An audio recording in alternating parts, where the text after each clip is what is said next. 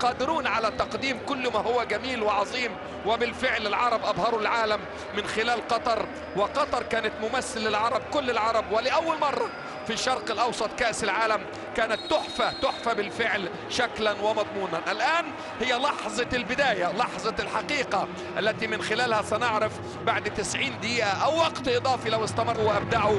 معنا مدرب كان مدرب لثلاث أعظم لاعبين في تاريخ كرة القدم في وقت من الأوقات، انطلاقة على طول ولكن يطلع مشعل برشم. فرقتين كبار، فرقتين سيطروا على معظم البطولات في ال 15 سنة الأخيرة.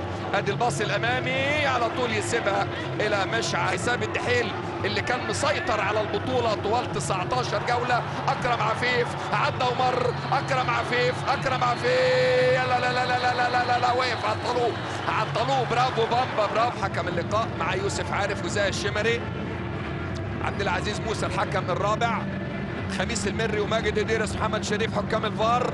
اتمنى لهم التوفيق ان شاء الله. ادي انطلاق على طول، شوف البرتو حاولات للتقدم، لعب في مكان في عمق دفاعات نادي السد، ولكن طارق سلمان اقصى اليسار، اوتافيو لعب على المساحه، عملها خطر جدا اوتافيو، ولكن على طول تمركز جيد من لاعبين، وكل واحد منهم الحقيقه احترم المنافس جدا في التصريحات قبل المباراه.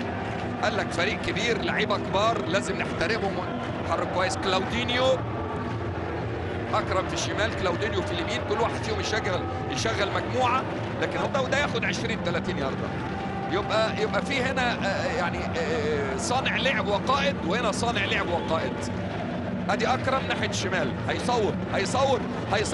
يصوب ولكن بعيده وعاليه الى ضربه المرمى، لكن باين انه مبيت النيه للتصويب. بص وهو بيحضر كده باين تماما.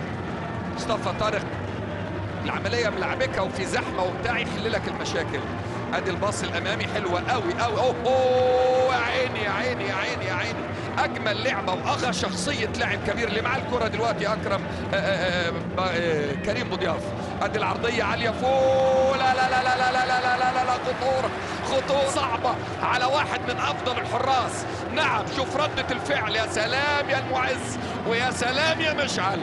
محظوظ مشعل انها جت في المكان اللي هو واقف فيه، لكن ما شاء الله عنده ردة الفعل، عنده الرشاقة، عنده الأناقة، ويحرق الاستحواذ في بطولة الدوري. استحواذ نادي السد 57%، واستحواذ نادي الدحيل 55% في مبارياتهم اثناء الموسم.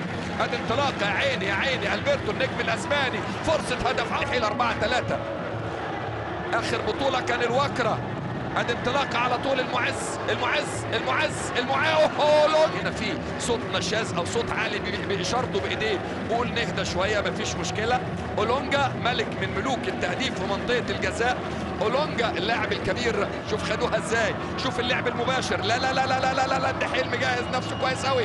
وادي المعز واحد على واحد هيعدي، هيفوت بالعرض ولا هيشوط؟ راح يلعب باك يمين ويلعب ستوبر بسام جوه الماتش، يشتغل في اي مكان ويلعب كمان وسط مدافع. يا سلام يا المعز، رشيق انيق، احيانا وحده بيساوي فريق. عمل باص حلو قوي يا سلام. ودي النسخه رقم 10 ليها. يتقدم نادي الدحيل الافضل تماما.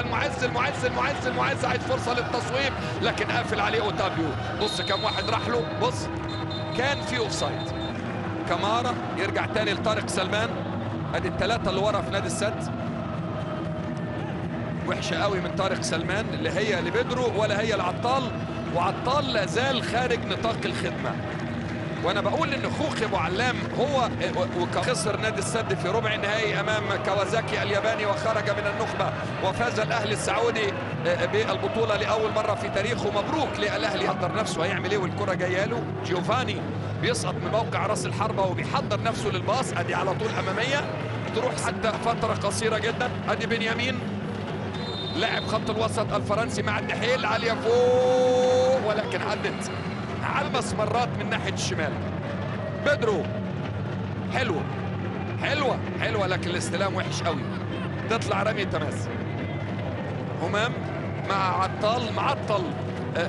عطال الحقيقه، همام الامين، لكن برضه نادي السد ما بيلعبوش ناحيه عطال. هو لعيب مهم ودريبلر كويس قوي، بيراوغ كويس قوي، بيروح في اتجاه المرمى ويسجل عادي جدا. ادي بيدرو على طول يعمل بالعرض، ولكن على طول فتره نادي الدحيل يا جماعه نجح انه يلبس كلاودينيو واكرم عفيف طاقية الاخفاء. نادي الدحيل يضيق المساحات. بيدرو عطال اخيرا مشعل جه ناحيه اليمين، ومع ذلك ضغط تاني. مين هيصوب ولكن على طول وقف عليها بعيده قوي. فاول محتاجه ممكن نشوف اكيد حد منهم في المباراه ايا كانت النتيجه. يا عيني عطال بقى شغال. النجم الجزائري اخترق وعدى ومر وفات وعمل عرضيه جميله تروح لاكرم عفيف، خطيره جدا. رجع لعيبه الدحيل وهي على طول كانت تعلي بالفعل. ادميلسون فينك يا ادميلسون؟ ادي العرضيه الجميله ولكن قلق صح وقافل صح بتاعه ماركو فان باستن، خدها على الطاير بوش رجله في الزاويه البعيده هناك. ادي الكره العاليه فوق. الله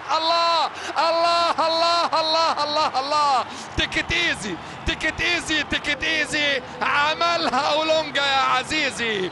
هل يفوز؟ هل ينتصر؟ هل يحمل الكاس؟ كاس قطر، كاس الفخر والعز. يبدو انها ستكون من نصيب الدحيل. نعم انه الطوفان يا ساده، عاد خارقا للعاده. خسر بطولة الدوري في الجولتين الأخيرتين، هذه المرة بضربة راس صعبة على الحراس. يتقدم أولونجا بضربة الراس الخطيرة. الله على المهندس الكيني، الله على كينيا لما تجيب عدائين وتجيب هدافين. ضربة الراس يلاقيها على طول في حضرة بيدرو، والمرمى خالي من حارسه. المرمى خالي وعمي وجدي، المرمى فاضي تماما، ويشكر الرب. أولونجا يشكر الرب. نعم تيكت ايزي عملها أولونجا يا عزيزي. واحد يسجل هدف جميل، ضربة ركنية اتعملت بشكل كويس. 1-0. شوف رد الفعل هيبقى ايه. هل موخيكا هينزل بدري شوية؟ هل هتتعدل طريقة لعب؟ سابها له على طول لويس ألبرتو. بنيامين لاعب الوسط الفرنسي، بنيامين خطر جدا. برافو مشعل ضاغط نادي الدحيل. ادي كامارا يغير اتجاه اللعب على طول ناحيه اليمين. فين عطال. موخيكا ممكن يكون تبديل المرحله اللي جايه. وادي مشعل. ماجد الخليفي قال لك مستني ايه؟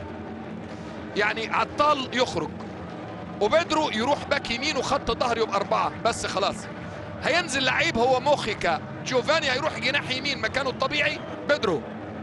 العرضيه خطر. استنى كتير ليه؟ جوفاني ادي العرضيه.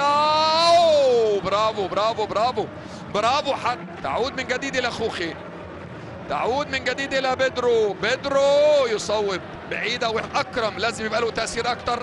تغيير اتجاه اللعب على طول. وقف عليها وقفه كويسه قوي، لكن بالعرض وحشه يا عطال. يبدو ان يوسف عطال قد يخرج.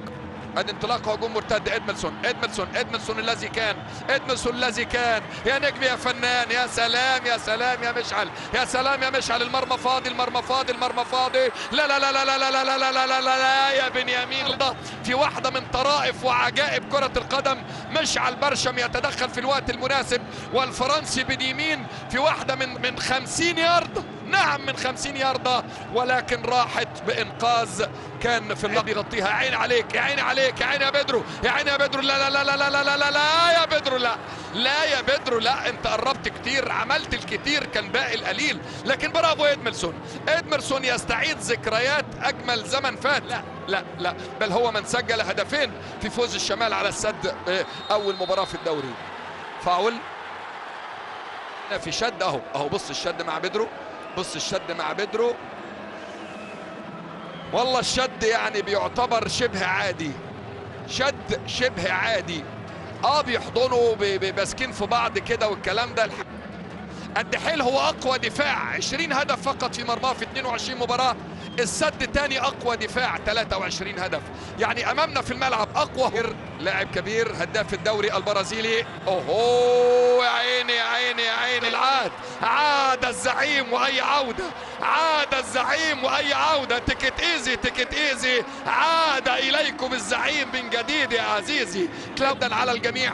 ادي بسام والعرضيه، بسام يا ولد، يا ولد بنيامين. مين يعمل لك مين يعمل لك ده الهدف تاني. الله الله يا بسام، الله على بنيامين، الله على المتعة والروعة والجمال، الله على الشخصية. نعم مرة كمان وكمان وكمان، وتكت ايزي تكت ايزي، انهم الطوفان يا عزيزي. الله الله الله الله الله، مين يعمل لك وانت يا بنيامين حريف بالشمال واليمين. الله الله الله، بص هو اللي عمل الباص، بص راح فين، بص بنيامين فين، بص راح فين، دخل راس حربة، دخل في موقع راس الحربة وحطها بسام الراوي على الارض، حطها وعطال هيخرج فعلا. يعني كان باين ان ممكن، يبقى يوسف عطال